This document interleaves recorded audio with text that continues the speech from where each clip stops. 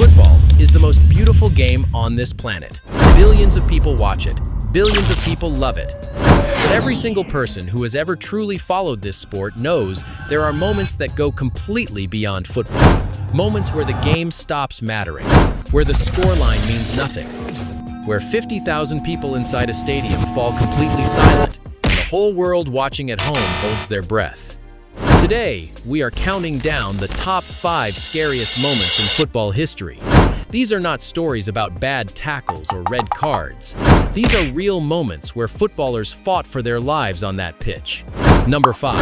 Petr Cech. October 2006, Reading vs Chelsea, Premier League. It was just the first minute of the match.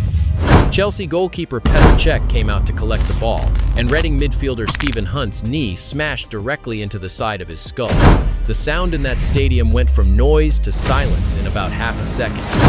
Cech dropped to the ground and did not get up. His skull was fractured. He needed emergency surgery that same night.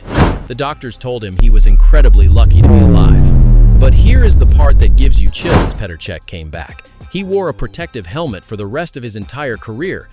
And he went on to become one of the greatest goalkeepers the Premier League has ever seen. That is not just a comeback story. That is a warrior's story. Number 4. Fabrice Muamba. March 2012. Tottenham vs Bolton. FA Cup quarter-final. This one is different because there was no collision, no tackle, no contact at all.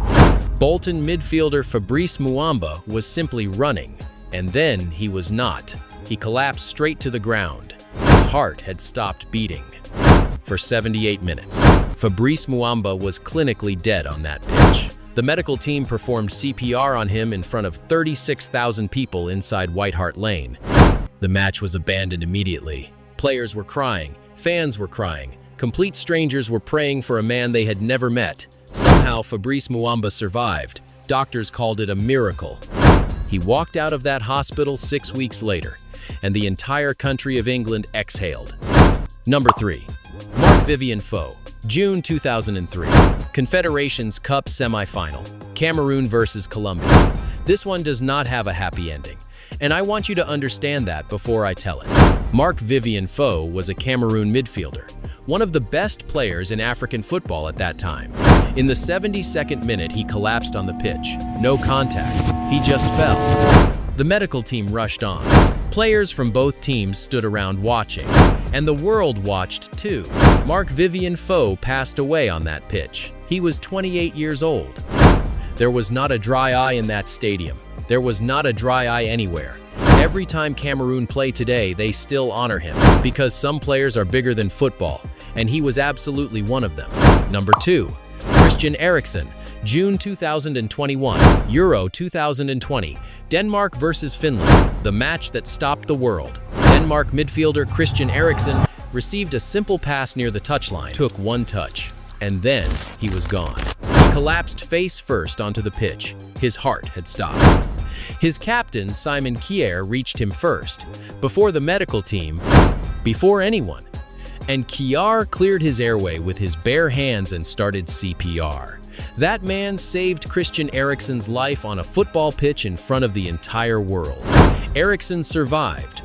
He got a defibrillator fitted, and then, incredibly, he came back to professional football, played in the Premier League again, played at a World Cup again. The man beat death and came back to do what he loves. If that does not give you chills, I do not know what will. And number 1. Antonio Puerta. August 2007, Sevilla vs Getafe, La Liga. Sevilla winger Antonio Puerta collapsed during the match. And then, and this is the part that makes it even harder, he got up. He walked off the pitch himself. He seemed okay. The crowd applauded him off. His teammates thought he was fine. But then he collapsed again in the tunnel, and again in the dressing room, and he never woke up. Antonio Puerta passed away 3 days later in hospital. He was 22 years old, 22. And he had just become a father. His son was born just weeks before he died. Sevilla retired his number 16 shirt forever. To this day, the fans sing his name at the stadium.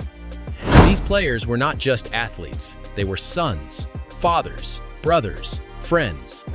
Share this video because every single one of these men deserves to be remembered.